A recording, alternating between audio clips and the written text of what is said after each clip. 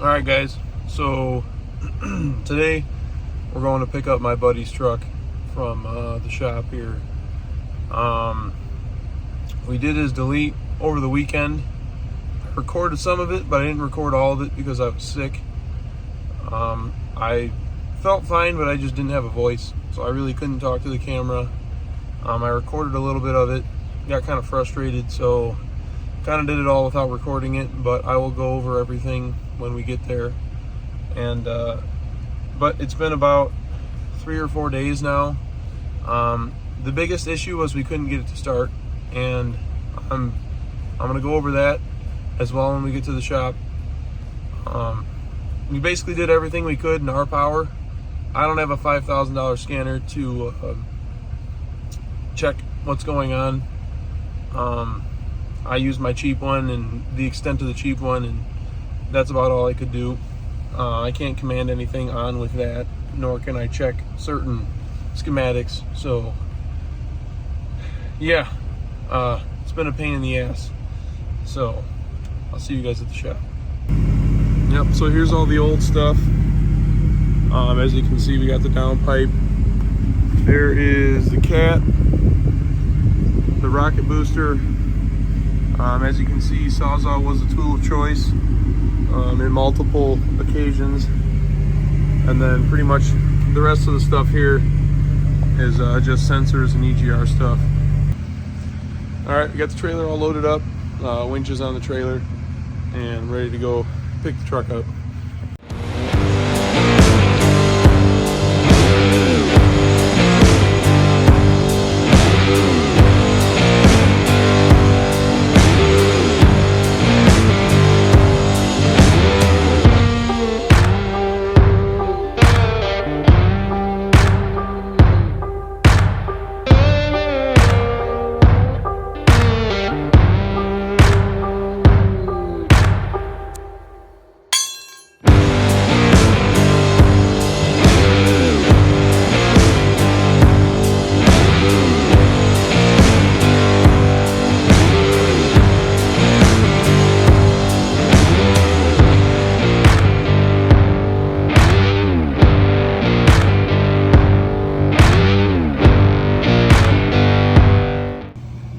Alright, this is my one-man plan. I got the chain up to the hitch, onto the trailer, hooked to the truck, and we'll just pull it forward. Alright, so this is where the sketchy begins. That truck right now is in drive in 4 low. Got tension on the chain. This truck's in park. So now, in order for me to steer it, I'm gonna have to take it out of park, put it in reverse, and use the steering wheel. And then when I'm done, I have to put it back in park and go stop my truck. All right, here we go.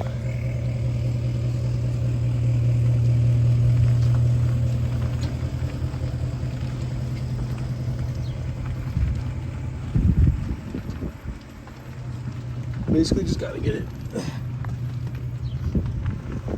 down the ways a little bit.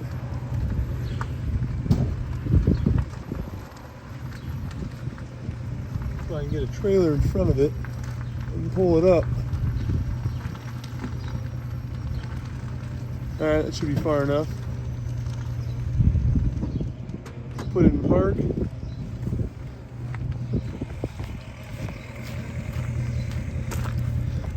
We'll walk over here.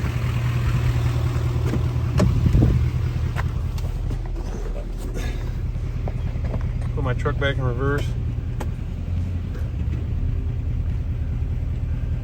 Alright, that's how you do it by yourself. Alright, so before I load it up, I'll go ahead and show you guys the what the deal is here. So here it is. As I mentioned in a previous video, it's a 2016 LML. So we basically took all the EGR stuff off that 9th injector, did a CP3 swap, as you might be able to see down there in the valley. We use an Exergy Sportsman pump. So the problem we're having with it is we cannot get it to fire. The fuel pressure on my end looks good. The sensors are reading, they're responding. I know Exergy is a good company, so I don't want to pin it on the pump right away, but that was my initial response to it. We sent the truck to the dealership yesterday and had them reflash the ECM and make sure the ECM wasn't bad. So they put a new ECM in it, and that wasn't the problem. So big waste of 850 bucks. We didn't even diagnose the stock one that was in it, so we don't even know if the stock one was even bad or not. But yeah, so it's got the full WC Fab high flow kit, Exergy Sportsman CP3. We did a lot of the John C. Garage return line upgrades and feed line upgrades, as you can see back there. And then basically it's just got a Air Dog 165 down here somewhere, right there. We bled all the lines for multiple hours. Did multiple hours worth of work trying to get it started. Literally everything under the sun you can think of, and it still will not fire. Here's the auto cal here. Just a single 150 tune, but can't get started at all. So basically, I'm taking the truck over to Mokena, Illinois. His name is Phil. He owns Junior's Garage. Very, very well-rounded guy in the Duramax and Cummins. Highly recommend bringing your stuff to him if you need work. I like to do a lot of shit by myself, so I don't like asking people for help, but when I don't have the right tools, nor do I have $6,000 to spend on a scanner, kind of have to look at my options here.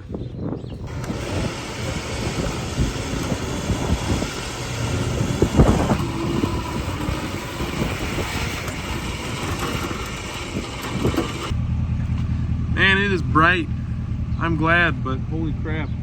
Coming out of like hibernation. It's finally spring-ish weather after yesterday was a complete crap show.